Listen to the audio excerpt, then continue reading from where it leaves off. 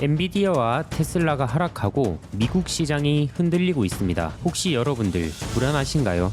매도를 해야 될지 홀딩을 해야 될지 갈등이 되실 겁니다. 이러다 혹시 대폭락이 오지 않을지 2008년처럼 자산이 반토막 나진 않을지 매일 뉴스와 유튜브를 찾아보지만 명확한 답은 보이시지 않을 건데요. 우리에게 정말 필요한 것은 언제 싸워야 되고 언제 피해야 하는지, 즉 언제 매수하고 언제 매도해야 되는지 정확히 아는 기준입니다. 오늘은 8조 원 자산과 50조 원의 운용 자금을 모은 폴 튜더 존스가 보는 기준을 알아보고 증시를 어떻게 대응해야 되는지, 그리고 이 기준을 통해서 조용히 부자들이 사는 종목은 무엇인지 함께 알아보도록 하겠습니다.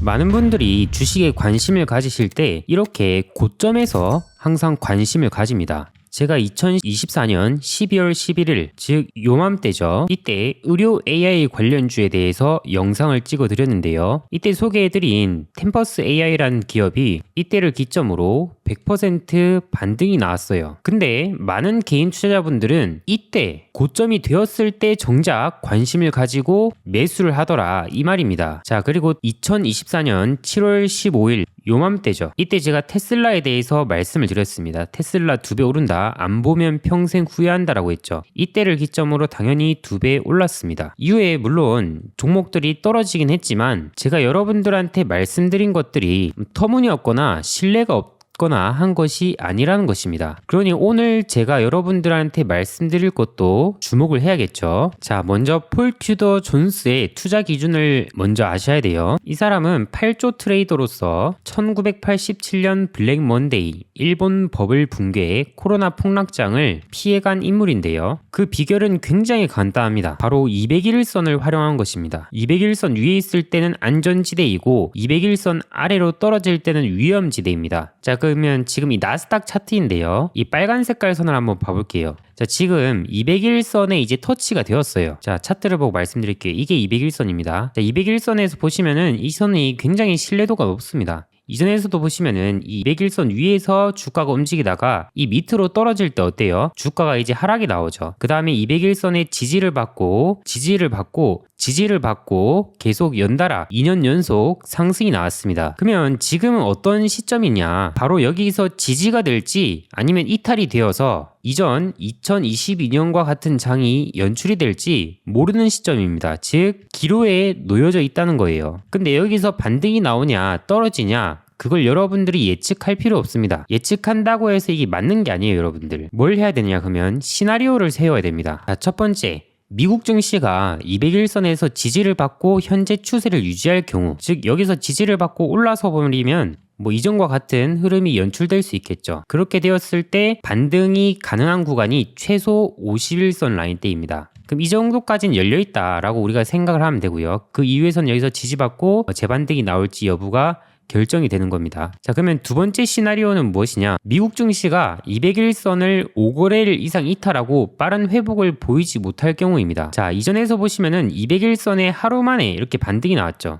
그 이전에서도 보시면은 2023년 10월 달에 보시면은 1, 2, 3, 4거래일 만에 반등이 나왔습니다. 자, 근데 여기서 보시면은 이때 이탈이 나고 난 다음에 1, 2, 3, 4, 5거래일 동안 반등이 이루지 못하자 이렇게 쭉 계속 연달아 이탈이 나온 모습을 보입니다. 즉 이전에서 보시면은 갈롬이라면 한 5일 이내 평균적으로 반등이 나온다는 거예요. 이해되시죠? 그럼 두 번째 케이스가 만약에 연출이 된다면 미국이든 간에 한국이든 간에 매도 압력이 커질 수가 있다. 물론 국내 증시 같은 경우에서는 미국 증시가 누른다 할지라도 지금은 반발 매수세가 강한 편입니다. 자, 그러면 지금 우리는 어떻게 해야 될까요? 시장을 예측하기보다는 이게 지지를 받고 올라갈 수도 있고 떨어질 수도 있기 때문에 지금 시점에선 리스크 관리에 항상 집중을 해야 됩니다. 현금을 충분히 확보하고 투자 비중을 조절하는 것이 중요하죠. 왜냐, 여기서 지지받고 하고 올라가더라도 리스크 관리를 그래도 해놨다면 나쁘지 않아요. 떨어지면 오히려 더 나쁘지 않은 경우가 되는 거죠. 자, 그래서 종목들도 보시면은 테슬라 한번 볼게요. 테슬라도 지금 200일선의 기로에 놓여 있고요. 엔비디아 또한 200일선에서 회복을 시도하다가 여기서 저항 맞고 재차 떨어지고 있습니다. 그래서 잘 추세가 유지되어둔 종목이 200일선에서 떨어지면은 이런 케이스들이 나타날 수가 있다는 거예요. 그래서 선 자체가 모든 것을 반영하진 않겠지만 이 선이 웬만한 악재에서는 이탈이 잘 나오지 않습니다. 이때 엔캐리 트레이드 청산이 있었음에도 불구하고 어때요 여러분들? 또 반등이 나왔죠. 200일선에서 2023년 말에도 이때도 쭉 반등이 나왔고요. 웬만하면 잘 이탈하기 힘든 선이에요. 자, 그러면 우리는 어떤 기업을 봐야 되냐? 바로 200일선 위에 있는 기업입니다. 흥미로운 점은 나스닥이 폭락함에도 일부 기업들은 추세를 유지하는데요. 예를 들어서 일라이릴리 같은 경우에서는 200일선 위에서 강한 생명력을 지금 보여주고 있어요. 지수가 이제 200일선 만약에 밑으로 떨어지고 200일선에 가까워진 상태에서 오히려 지수보다 강한 기업이 무엇인지 우리가 이렇게 확인할 수 있는 시간을 가질 수가 있는 거예요. 마치 태풍이 불었을 때 어떤 건물이 살아남는가, 즉 뭐가 죽고 뭐가 살아남아 있나 관찰하는 시간이라고 여러분들이 생각을 하시면 됩니다. 그래서 오늘은 여러분들한테 일라이릴리가 포함된 비만 치료제에 대해서 여러분들한테 말씀을 드릴 거예요. 그렇다면 왜 비만 치료제를 봐야 하는가? 2035년 비만 인구를 가늠해보면 그때쯤이면 세계 인구의 25%가 비만으로 분류될 수 있다고 합니다. 과체중까지 합치면 지구 인구의 절반이 체중 관리가 필요해져요. 그래서 이때쯤에 시장 규모는 2천억 달러 규모로 성장이 예상됩니다. 즉 270조 정도의 시장으로 굉장히 시장이 크고 계속해서 커질 수가 있는 시장입니다. 간단하게 여러분들한테 배경 지식에 대해서 말씀드린다면 비만 치료제의 게임 체인저는 바로 GLP-1이라는 성분입니다. 이건 우리 몸에서 자연적으로 분비되는 호르몬인데요.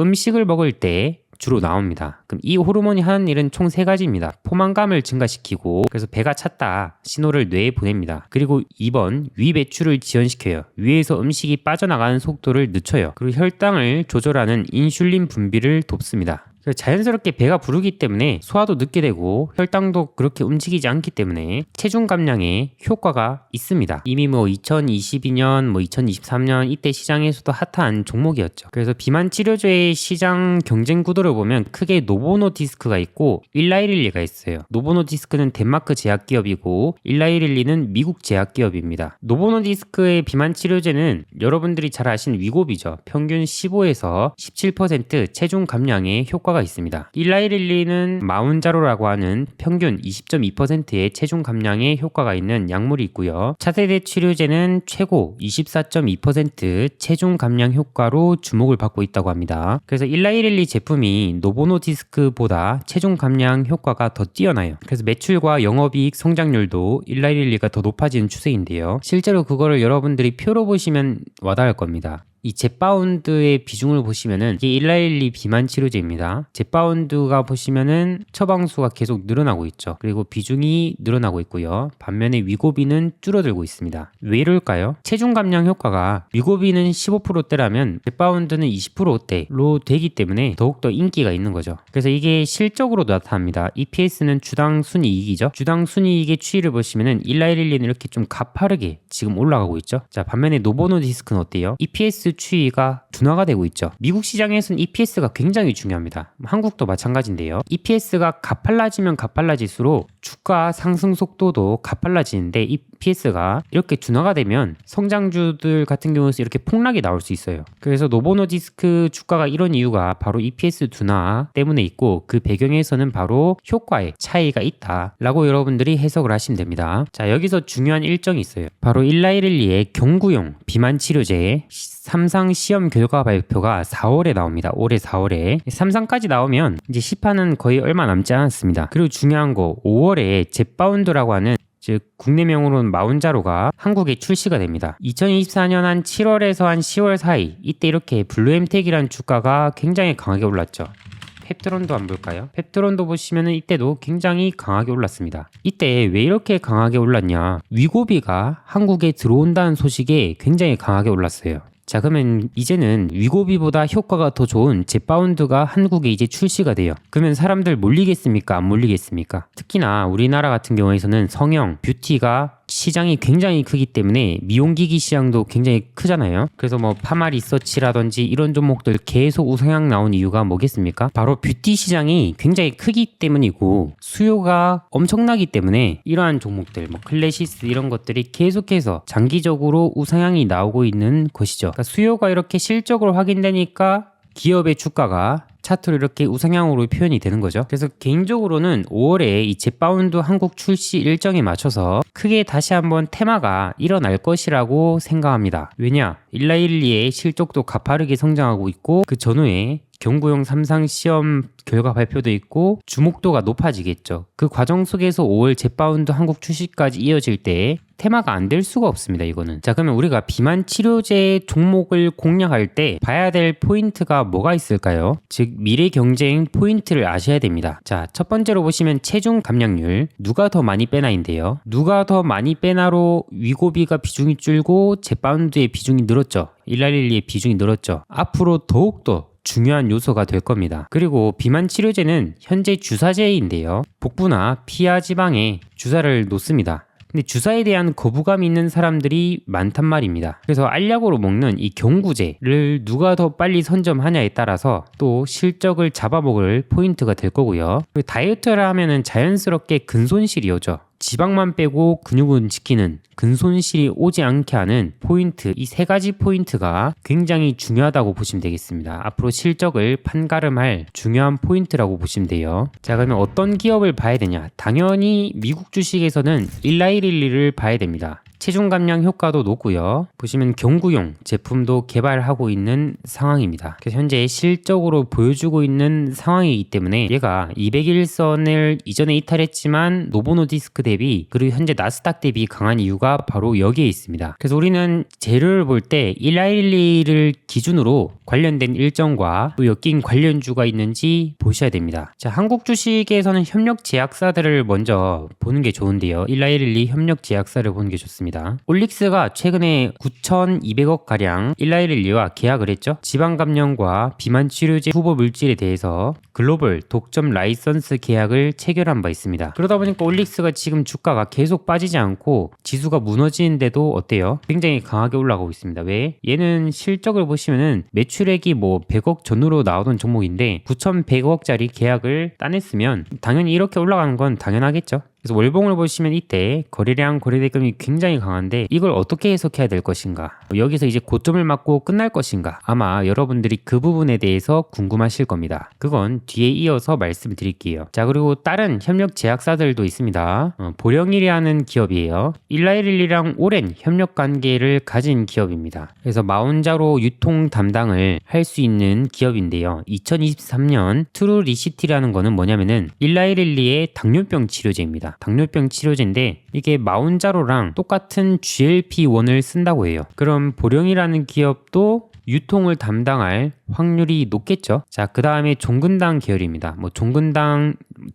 바이오, 종근당 홀딩스 이런 종목인데요. 당뇨병 치료제 테넬리아를 여기로부터 라이선스에 성공시킨 경험이 있고요. 그래서 업계에서 만약에 종근당이 좋은 조건을 마운자로에 제시할 경우 국내 유통을 맡을 가능성도 고론이 되고 있습니다. 자, 그 다음 유한양행입니다. 과거 일라일리와 당뇨병 치료제의 공동 영업, 마케팅 경험이 있는 회사입니다. 그 외에 또 일라일리와 엮인 게 펩트론이라는 기업이 있어요. 2023년 12월에 일라일리와 기술평가 계약을 체결했습니다. 그 다음에 일라일리와 연관성은 좀 적지만 블루엠텍이라는 기업이 노보노디스크 싹센다 유통 경험이 있고요. 마운자로 계약 가능성도 존재한다. 그냥 가능성일 뿐입니다. 리라 글루티드 시제품을 개발을 완료하고 있는 대봉LS라는 기업도 있고요. 이 물질이 일라일리가 사용하는 동일한 물질이라고 해서 과거에 부각받은 이력이 있습니다. 그리고 인벤티지랩은 장기 지속형 펩타이드 신약을 공동 개발 계약을 체결한 이력이 있습니다.